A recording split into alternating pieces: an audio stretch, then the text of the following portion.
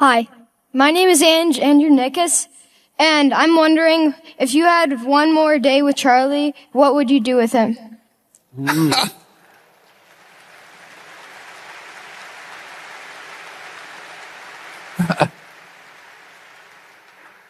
Well, it's kind of interesting because, in effect, I did have one more day. I mean, it wasn't a full day or anything, but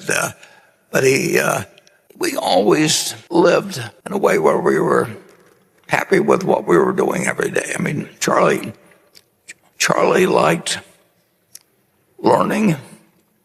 He liked, as I mentioned in the movie, he liked a wide variety of things. So he was much broader than I was, but I didn't have any great desire to be as broad as he was, and he didn't have any great desire to be as narrow as I. But we had a lot of fun doing anything. And, we played golf together. We played tennis together. We did everything together. And this you may find kind of interesting. We had as much fun, perhaps even more to some extent, with things that failed, because then we really had to work our way out of them. And in a sense, there's more fun having somebody that's your partner in digging your way out of a foxhole than there is just sitting there and watching an idea that you got 10 years ago just continually produce more and more profit. So it wasn't, he really fooled me though. He went to 99.9 years. I mean, if you had picked two guys, he publicly said he never did a day of exercise except where it was required when he was in the Army. So he never did a day of voluntary exercise. He never thought about what he ate. We started every day, and Charlie he was interested in more things than I was, but we never had any doubts about the other person, period.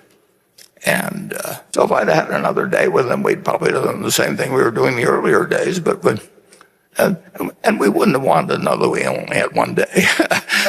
There's a great advantage in not knowing where you're going to, what day you're going to die. And Charlie always said, that just tell me where I'm going to die, so I'll never go there. Well, the truth is, he went everywhere with his mind, and therefore he was not only interested in the world at 99, but the world was interested in him. It's remarkable. I told him in the last few years, I'd never seen anybody that was peaking, at 99 and where the world wanted to come and see him.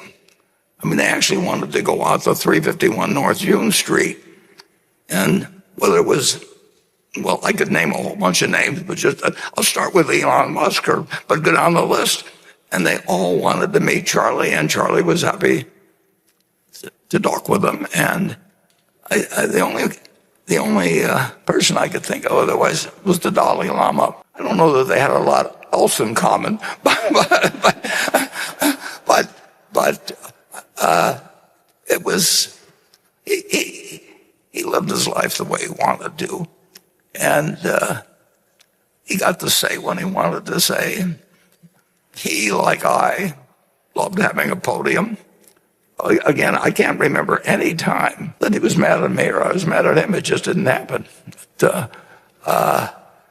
And calling him was fun back when long distance rates were high, and